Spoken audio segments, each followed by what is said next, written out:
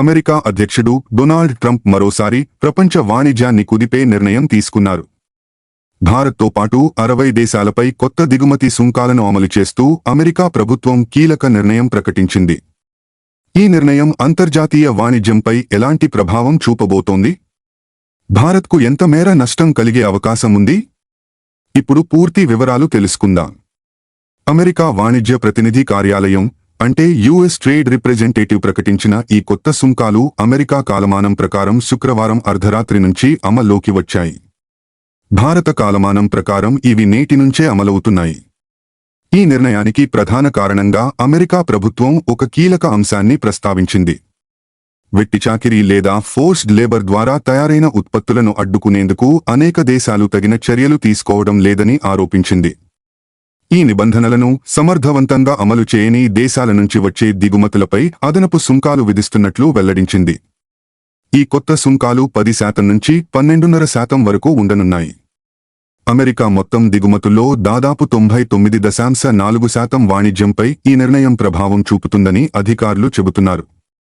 America వాణిజ్య ప్రతినిధి Jamieson Greer మాట్లాడుతూ, వెట్టిచాకిరీతో తయారైన ఉత్పత్తుల దిగుమతులను అమెరికా దాదాపు 100 ఏళ్లుగా వ్యతిరేకిస్తోందని, ఇప్పుడు తమ వాణిజ్య భాగస్వామ్య దేశాలు కూడా అదే విధానాన్ని పాటించాల్సిన సమయం వచ్చిందని స్పష్టం చేశారు. ఈ నిర్ణయం వల్ల భారత్, చైనా, యూరోపియన్ యూనియన్ వంటి ప్రధాన వాణిజ్య భాగస్వామ్య దేశాలు ప్రభావితమవుతున్నాయి. అయితే భారత్కు కొంత ఊరట కూడా ఉంది. వెట్టిచాకిరీ నిరోధక చట్టాలను అమలు చేస్తున్న దేశాల జాబితాలో భారత్ ఉండటంతో భారత్పై తక్కువ స్లాబ్ అయిన 10% సుంకం మాత్రమే వర్తించనుంది. అదే సమయంలో చైనా, జపాన్తో పాటు మరికొన్ని దేశాలపై 12.5% వరకు అధిక సుంకాలు అమలు కానున్నాయి.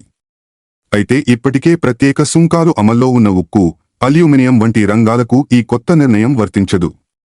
అలాగే యునైటెడ్ స్టేట్స్, మెక్సికో, కెనడా మధ్య ఉన్న స్వేచ్ఛా వాణిజ్య ఒప్పందం కింద వచ్చే వస్తువులకు కూడా మినహాయింపు ఇచ్చారు. ఇక ఈ నిర్ణయం వెనుక మరో కీలక కారణం కూడా ఉంది. గతంలో ట్రంప్ ప్రభుత్వం అత్యవసర అధికారాలను ఉపయోగించి విధించిన కొన్ని సుంకాలను అమెరికా సుప్రీంకోర్టు కొట్టివేసింది. దీంతో ఈసారి న్యాయపరమైన ఇబ్బందులు తలెత్తకుండా ఉండేందుకు ప్రభుత్వం 1974 వాణిజ్య చట్టంలోని సెక్షన్ 301 కింద సమగ్ర విచారణ జరిపి ఈ కొత్త సుంకాలను అమలు చేసింది.